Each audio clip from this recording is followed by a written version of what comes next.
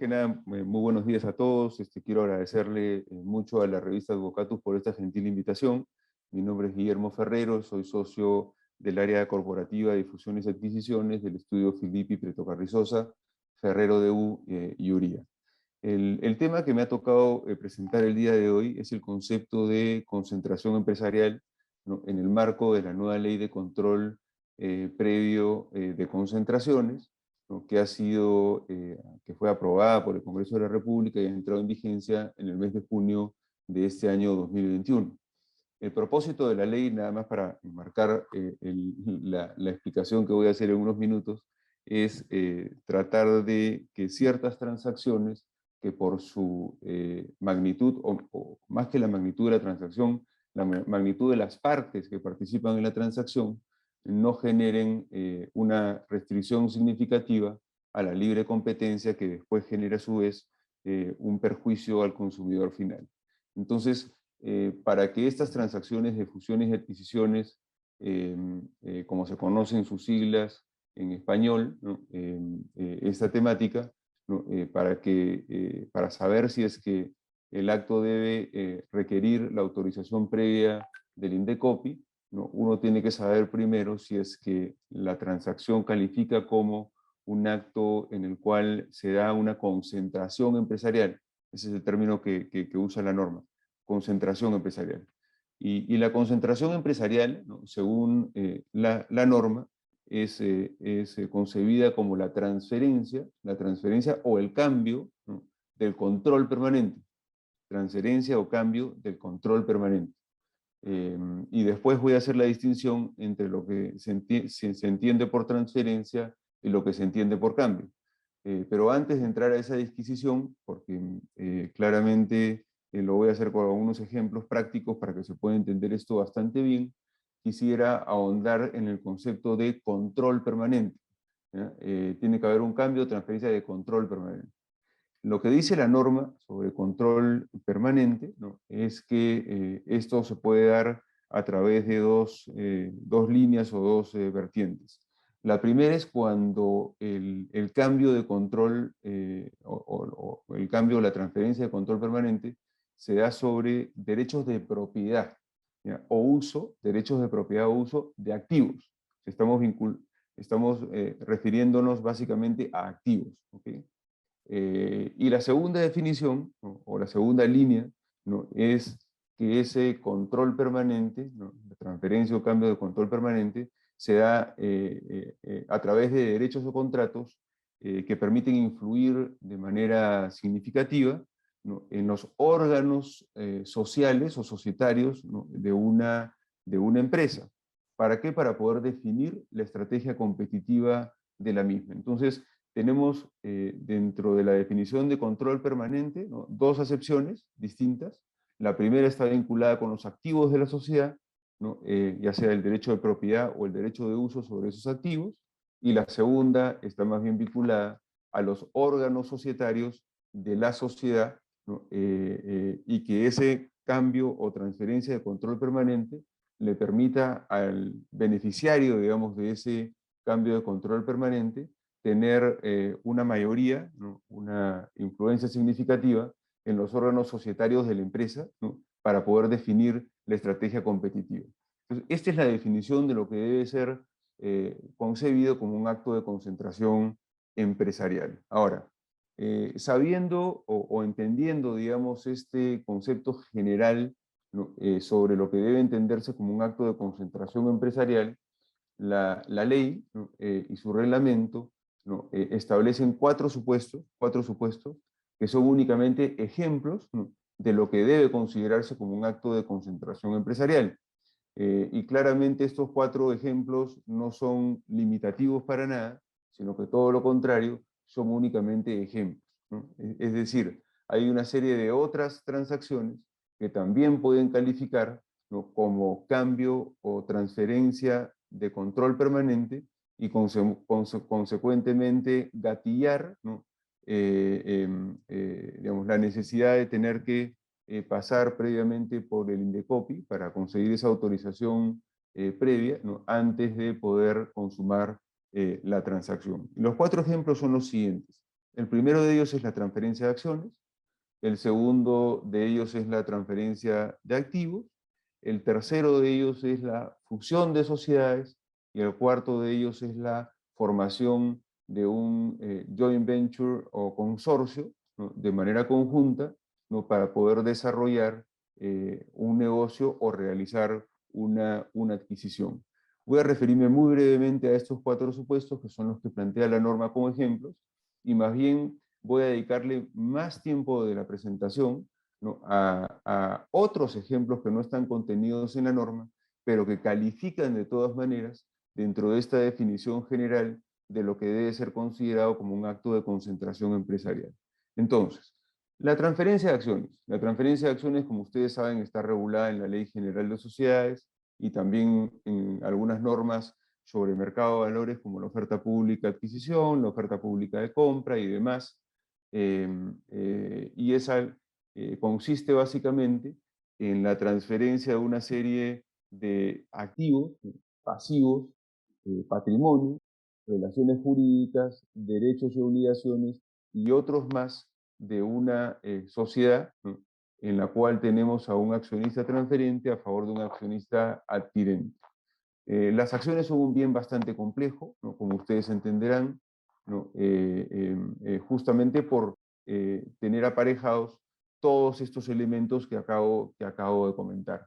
La mayoría de transacciones de fusiones y adquisiciones en el Perú se dan a través de transferencias de acciones, ¿no? Y ejemplos pues son realmente innumerables. Yo diría que son la mayoría. Por eso no me voy a detener más en lo que es la transferencia de acciones, porque creo que es quizás el mecanismo mejor entendido. El segundo ejemplo que da la norma es el de la transferencia de activos productivos, ¿no? ¿Cómo es que uno puede, ya sea adquirir el control, ¿no?, a través de la transferencia de activos productivos, ya sea transferencia vía derechos de propiedad o vía derechos de uso, ¿no? Básicamente, por ejemplo, ¿no?, les doy un ejemplo, ¿no?, cuando un banco transfiere su cartera de créditos, ¿no?, esta cartera de créditos están contabilizados en el balance de la sociedad como parte del activo, ¿no? Y esta cartera de créditos puede estar conformada, por ejemplo, por créditos hipotecarios, por créditos personales, por créditos de consumo y otros más. Eso ocurrió, por ejemplo, en el año 2015, cuando el Citibank le transfiere una serie de carteras de crédito al Scotiabank, ¿no?, que estaba interesado en incrementar su participación, sobre todo en el sector de créditos de consumo, ¿no?, y otros más donde el Citibank tenía una presencia bastante importante. Entonces, este es un caso, por ejemplo, de transferencia de activos, es decir, no se transfiere el pasivo, ¿no?, en este caso el pasivo de Citibank, es decir, las obligaciones que Citibank tenía frente a terceros, tampoco se transfieren relaciones jurídicas como pueden ser la licencia para operar del Citibank, que el Citibank mantiene al día de hoy, ¿no? Y tampoco se transfieren una serie de otros derechos y obligaciones distintos a esa cartera de crédito que es materia de la transferencia. Entonces, buena cuenta, en la transferencia de activos uno escoge, ¿no?, cuál es la línea de negocios que va a ser transferida, ¿no?, y se la transfiere del transferente al adquirente. La tercera modalidad es la modalidad de la fusión de sociedades. Creo que todos sabemos que la fusión de sociedades está regulada en nuestra Ley General de Sociedades, ¿no? No voy a entrar tampoco a ahondar mucho sobre la fusión de sociedades porque es un procedimiento relativamente conocido por seguramente la mayoría de las personas que me están escuchando. Decir únicamente que con la fusión de sociedades lo que buscan obviamente los agentes que participan en este tipo de procesos es la generación de sinergias, ¿no? Ya sea que estas sinergias sean horizontales, sean verticales o sean de conglomerado. El concepto de sinergia es un concepto muy sencillo, ¿no? Es cuando la suma de las partes, ¿no?, vale más, ¿no?, que, simple y llanamente la unión de la empresa A con la empresa B. ¿A qué me refiero? ¿No? A que si, por ejemplo, la empresa A vale 1 y la empresa B vale 1, ¿no?, pero al momento de juntarlas, ¿no?, estas pueden generar ahorros de costos, ¿no?, pueden generar economías de escala o pueden generar cualquier otro factor que sea considerado como una sinergia. ¿no? El resultado de la unión de la empresa A más la empresa B no va a ser igual a 2, sino que va a ser igual a más que 2. El cuarto mecanismo al cual me quiero referir es cuando se forman consorcios o joint ventures, ¿no? Para desarrollar determinados productos, ¿no? Que antes eran desarrollados por una sola compañía. Claramente, desde el momento en que esos productos o esas líneas son desarrollados ya no exclusivamente por una sola empresa, sino que pasan a ser producidos, comercializados, vendidos, ¿no? Y así sucesivamente por más de una compañía, ¿no? Se pasa a conformar lo que se conoce como el control conjunto. Y el control conjunto implica necesariamente, ¿no? Que una de las partes cede parte de ese control absoluto y único que tenía sobre la producción, comercialización y venta de esos bienes. Entonces, también hay una transferencia o hay un cambio del control permanente porque pasa este control permanente de ser ejercido por una sola parte, ¿no? Para ser ejercido por dos o más partes dependiendo del número final de entidades que formen parte de este consorcio o de este joint venture. Ahora voy a tocar algunos ejemplos de supuestos, ¿no? Que no califican directamente dentro de estos cuatro supuestos que plantea la norma, pero que sí califican dentro del gorro genérico que hemos comentado al momento de iniciar la presentación del día de hoy, sobre qué cosa es un acto de concentración empresarial. Y nada más que para repasar esto brevemente, dijimos que el acto de concentración empresarial es cualquier transferencia o cambio, que son dos situaciones distintas, transferencia o cambio. Situaciones de transferencia de control permanente, muy sencillo. Cuando uno transfiere, por ejemplo, acciones en una sociedad. Si uno transfiere más del 60%, ¿no? De las acciones de una sociedad, ¿no? Sociedad anónima cerrada o sociedad anónima normal o regular, uno sabrá con antelación, ¿no? Que quien adquiere esas acciones podrá en segunda mayoría formar quórum, inclusive para poder adoptar la decisión de disolver y liquidar la sociedad. O sea, te va a tener control absoluto, ¿no es cierto? Entonces, ese es un típico caso de una transferencia de control permanente de un transferente a favor de un adquirente.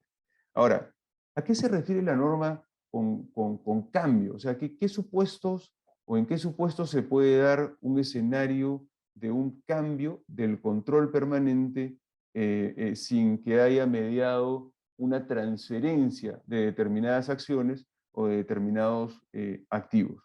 Podemos pensar, y para efectos de esta presentación, al menos, ¿no? Al menos en dos supuestos, quizás en tres, ¿no? Y otros más, pero para ser muy gráfico voy a referirme a tres supuestos en los que se da el cambio de control permanente sin que haya habido una transferencia ni de activos, ¿no? Ni de acciones, ni una fusión de sociedades, ni la formación de un joint venture o una situación de control conjunto. El primer ejemplo que quiero recalcar es el caso de los fondos de inversión. Los fondos de inversión, que son estos patrimonios autónomos que son administrados por una sociedad administradora de fondos de inversión, ¿no? Lo que hacen normalmente es invertir en empresas familiares, ¿no? Para llevarlas a una nueva etapa de crecimiento dentro de su vida económica, ¿no? Y para poder llevar a estas empresas a esa nueva etapa de crecimiento, normalmente lo que hacen los fondos de inversión es ingresan al accionariado de una sociedad no vía adquisición de acciones o transferencia de acciones de ese grupo familiar, sino que ingresan muchas veces a través de aportes de capital. Aportes de capital. Es decir, lo que hacen es aportar, ¿no? Ya sea dinero, ¿no? O bienes, ¿no? O derechos susceptibles de valoración económica, ¿no? Que son los supuestos permitidos por la ley de sociedades para el caso de aportes, ¿no? Y lo que hacen es, a través de esa inyección, ¿no? Que hacen de recursos frescos o de bienes frescos que le sirvan a la sociedad para poder dar ese salto o ese crecimiento que le permita a su vez tener nuevas plantas, comprar nuevos locales, poder salir, ¿no? Fuera de la jurisdicción de Lima y tener también locales, por ejemplo, en provincias, poder salir del país, ¿no? Y tener operaciones en otros países vecinos o inclusive dar un salto y eventualmente tener operaciones en otros continentes, ¿no? Entonces, ¿cómo es que lo hacen? Lo hacen a través de un aporte de capital, ¿no? El aporte de capital lo que hace es que el fondo de inversión, a través de la emisión de acciones que hace la sociedad receptora de esos aportes, ¿no?, pasa a tener el control, ¿no?, de la sociedad receptora del aporte de capital. Y en ese caso, como ustedes comprenderán, ¿no?, esa nueva situación en la que el fondo de inversión es el accionista mayoritario, digamos, de la empresa receptora de ese aporte, ¿no?, hace que el fondo de inversión pueda tomar a nivel societario las decisiones más relevantes con relación a la definición de la estrategia competitiva de la compañía. Entonces, pero ojo, que en este supuesto lo que ha habido es un cambio de control, no una transferencia de control. Sí ha habido un cambio de control, porque antes esa empresa que era gestionada y controlada, digamos, por ese grupo familiar, pasa a ser más bien controlada por este fondo de inversión. Un segundo supuesto, y por eso es que la amplitud de la definición de acto de concentración empresarial tiene que ser tomada en consideración de manera muy seria, ¿no? Porque si estamos ante un acto de concentración empresarial y además se pasan los umbrales, que es otro capítulo que voy a dictar en una sesión separada, ¿no?, entonces el acto tiene que ser notificado, ¿no?, al INDECOPI, ¿no?, para conseguir la autorización previa de parte de esta entidad antes de poder cerrar la transacción o consumar la transacción. Entonces, un segundo supuesto son los contratos de distribución exclusiva. Es decir, podemos tener una empresa peruana, ¿no?, que venía produciendo, por ejemplo, lápices, ¿no?, acá en el Perú, ¿no?, bajo sus propios estándares, y decide más bien asociarse con una empresa italiana, ¿no?, que produce lápices de una alta calidad, ¿no?, y decide firmar un contrato de distribución exclusiva. Es decir, en adelante, ¿no?, la empresa peruana va a ser en buena cuenta un distribuidor, ¿no?, de las marcas, ¿no?, de la empresa italiana, ¿no?, pero bajo estrictos canales de distribución y estándares de producción de esos lápices a través de la empresa local peruana, que son establecidos por la empresa italiana. Es decir, la empresa italiana es la que le dice a la empresa peruana cómo debe de producir el lápiz, cómo lo debe de distribuir, cómo lo debe de vender, a qué precios lo debe vender, cuál es el margen que debe obtener con relación a cada lápiz vendido, ¿no?, y así sucesivamente.